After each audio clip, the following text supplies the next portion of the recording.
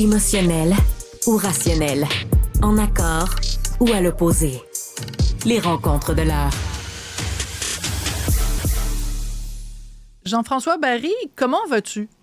Ça va très bien. Toi? Oui, ben moi, ça va très bien, surtout que tu t'apprêtes à nous parler d'un sujet que je connais bien, puisque je suis moi-même belle-maman de deux grandes filles que j'adore et que je considère comme mes filles. Elles ont leur maman, mais je me sens une proximité.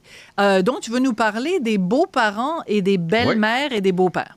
Oui, ben, je trouve qu'on n'en parle pas assez. Puis j'ai choisi aujourd'hui parce que c'est la fête de mon père aujourd'hui. Tu viens de parler avec Matt Duff, le 6 mai, c'est la journée du stimé.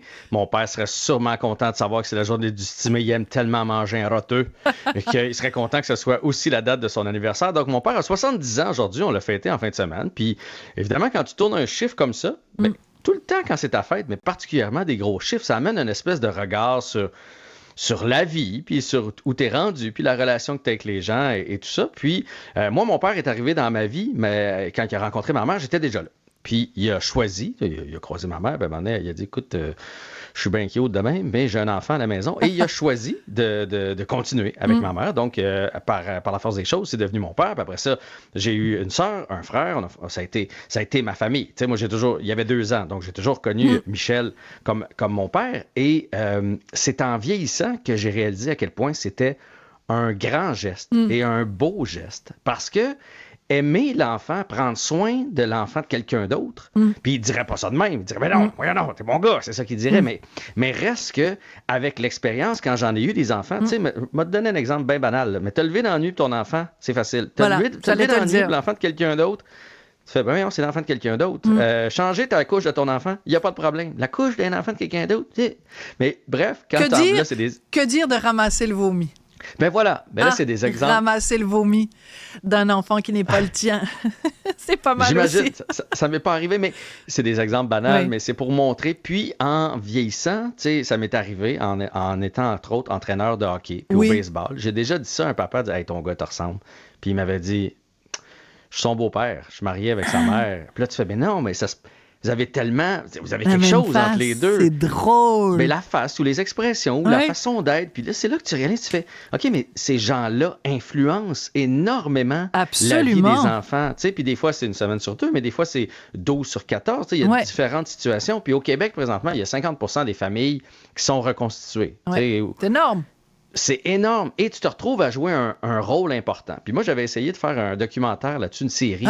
Bon, ça n'a pas fonctionné. Ouais, je voulais mettre en valeur les beaux et les belles de ce monde. D'ailleurs, Valérie Roberts l'a réussi parce que moi, je voulais faire la Journée internationale des beaux-parents. Parce que je trouve que il y a la journée de la fête des mères, il y a la fête des pères, mais il n'y a pas la fête des beaux puis des belles.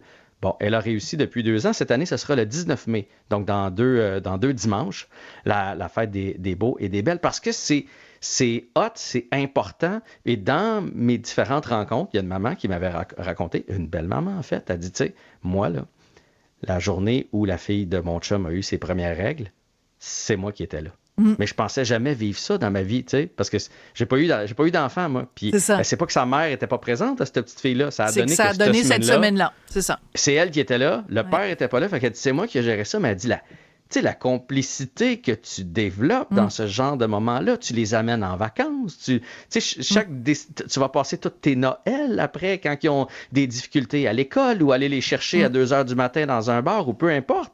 Tu fais le même travail souvent que le père ou la mère à l'origine et c'est très, très, très noble et c'est un grand, grand geste. Alors, tu parlais de Valérie Roberts tout à l'heure. Donc, en effet, elle a fait tout un mouvement pour qu'on crée au Québec une journée officielle pour célébrer les beaux-parents. Mais avant ça, Valérie Roberts, qui est elle-même une belle-mère, elle avait fait un livre et elle avait interviewé différentes personnes et elle m'a interviewé dans son livre.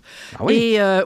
Et moi, j'ai raconté plusieurs petits événements. Et un des événements que je racontais, c'est que quand on s'est mariés, Richard et moi, c'était extrêmement important que les filles soient impliquées, évidemment, dans notre mariage.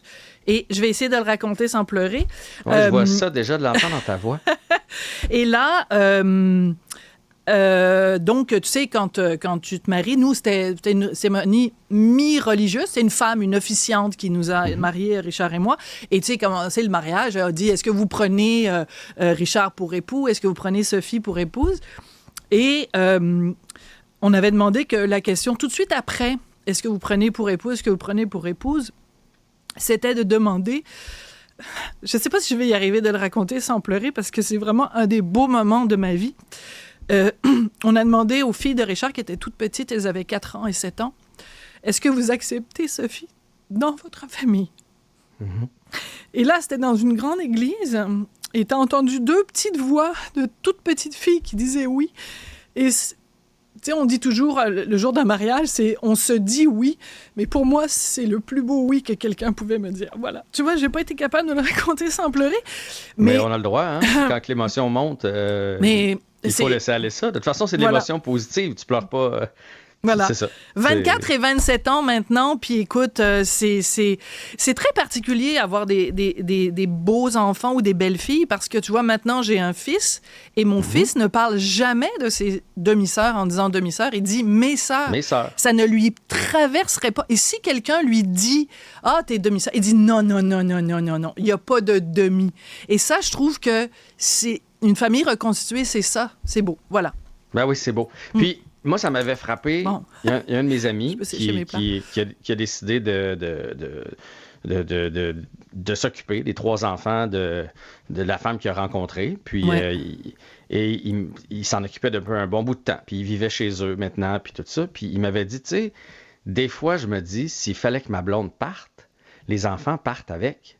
Ouais. Il dit, tu sais, tu fais tout ça, tu t'investis tout ça, mais tu n'as aucune garantie parce que un père et une mère, mettons moi, là, je me sépare avec ma femme, logiquement, j'ai un droit de garde, j'ai un droit de visite, je peux aller. Un beau-père ou une belle-mère, s'il arrive quelque chose, quand même que tu as investi 5 ans, 8 ans, 10 ans, tu n'en as pas de droit. Après ça, c'est sûr que les enfants peuvent décider d'aller te voir quand même. Puis si tu as développé des liens, ils vont sûrement le faire. Mais reste que ça doit être frustrant. Quand tu jases avec les gens, ça fait réaliser à quel point c'est une grosse décision. Puis moi, je suis certain qu'avant longtemps, on va avoir un chef d'orchestre là, comme Kent Nagado qui va dire, moi, ma passion n'est pas venue de mon père, ma mère, mais venue de mon beau-père ou ma belle-mère. Ou tu sais, je me suis rendu à telle place dans le sport, ben c'est mon beau-père qui m'a inspiré à faire ça. Je pense que ce jour-là va arriver bientôt, parce que souvent on entend hey, merci à mes parents, mais tu sais, là, il y a tellement de beaux-pères et de belles-mères influents dans la vie des jeunes. T'as tout à fait raison. Bientôt, on va entendre ça.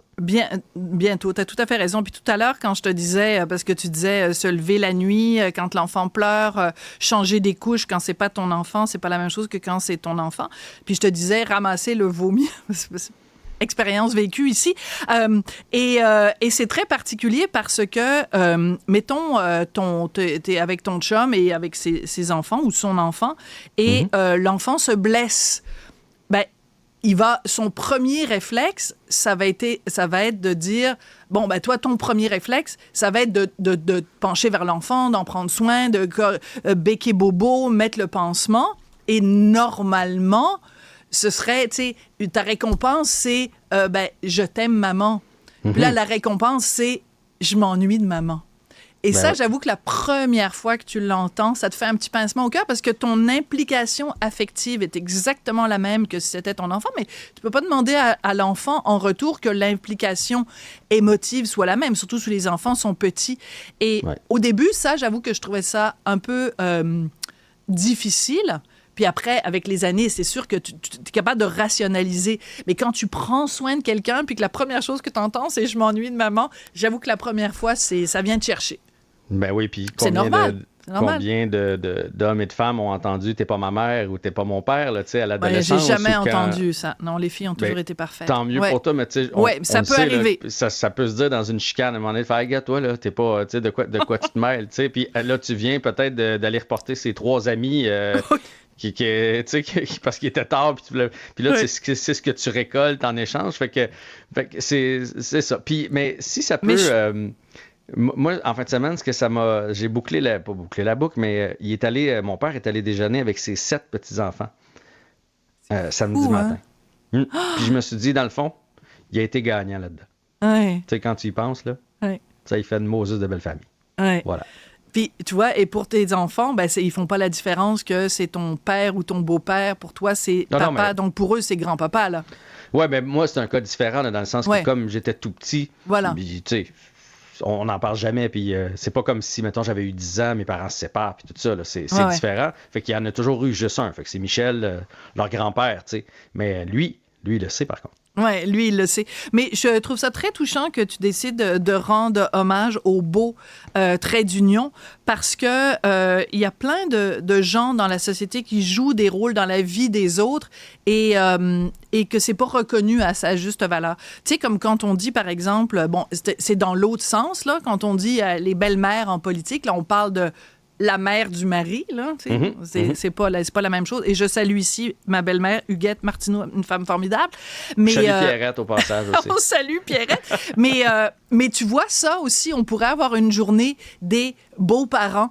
Parce que c'est pas vrai que les belles-mères, c'est toujours des mégères désagréables, puis que les beaux-pères, c'est des mononcles fatigants. Tu comprends? Il y a aussi ça, ben oui. L'autre sorte de belle-mère aussi à qui on pourrait rendre hommage. Moi, la mère de Richard est une femme absolument extraordinaire qui m'a acceptée dans ma famille. C'est tout juste si elle m'appelait pas Sophie Martineau, comprends-tu? Alors, donc, on pourrait aussi rendre hommage à plein de gens dans notre vie qui sont sous-estimés ou sur qui il y a parfois certains préjugés tenaces dans la société. Oui, ben c'est ça une famille en même temps. Hein? Tu sais, j'avais justement cette discussion-là avec ma blonde de dire, dans une famille, là, tu choisis jamais ta famille, mais encore moins ta belle famille. Puis là, je parle pas juste de mes beaux-parents. Les mettons, beaufs. non, mais la blonde de mon frère. Ouais, mais veut pas, elle va passer toutes ses Noëls avec moi. Puis le chum de ma soeur, puis etc. Puis un jour, parce que je dis, j'espère, mettons, que le chum de Viviane, ma fille, on va l'aimer. Parce que veut pas. Non, mais c'est ça. Veut pas. Fait que moi, quand je suis arrivé dans la famille, là, je sais pas comment ils me trouvaient, mais il n'y avait pas le choix. J'allais être là. Puis ils ont dit, pourquoi ils ne sont pas avec Louis Morissette à la place? Ben, c'est sûr que sa fille aurait une plus grosse maison. Parce qu'Alex Perron t'es déjà pris. Elle a essayé Alex, ça n'a pas marché. Je sais pas pourquoi. C'est très drôle. D'ailleurs, il se débrouille super bien, ton ami Alex. Ben, mon ami aussi, par la force des choses. Je l'ai trouvé hot dans l'émission d'hier. D'ici. Hey, écoute, avec Audrey, là, dans l'espèce de maison qui pue, puis avec les grenouilles, les rats et tout, Alex qui s'est tenu, qui a été capable de... Puis, t'as vu quand il parle à Audrey, puis il dit « Hey, viens-t'en ici, là. » Hey, il a pas le temps de niaiser, là. Non, je le trouve vraiment, vraiment bon et je le trouve vrai. Le fait qu'il est un petit peu fatigué, manque de café. Moi, je le connais, Alex. Je sais quand il est irrité ou quand il est... Tu sais, ça fait longtemps que je le côtoie. Puis le Alex que vous voyez là, tu sais, un peu c'est le vrai de plus vrai. Sentimental. Aussi, tu sais, il quand il est plus près de ses lettre, émotions. Mais moi, c'est Alex que je connais. Là. Alex est venu garder mes enfants, prendre mes enfants plein de fois. Puis, tu sais, il est très, très près de ses émotions. Tu sais, puis le côté super compétitif. On va au paintball à chaque année. Et le plus compétitif de la gang, c'est Alex, là. Quand il se fait tirer, on entend un sac dans le bois, là. On le sait que c'est Alex. Bon, ben, il a dû avoir une coupe de sac dans la jungle là, une fois que j'ai été partie. Hey, merci beaucoup, jeune homme, Jean-François Barry. Ça a été toujours un plaisir. Puis on continue, évidemment, d'écouter Sortez-moi d'ici. On ne sait pas qui gagne. Le sais-tu, toi? Je ne sais pas qui gagne. Salut, Jean-François.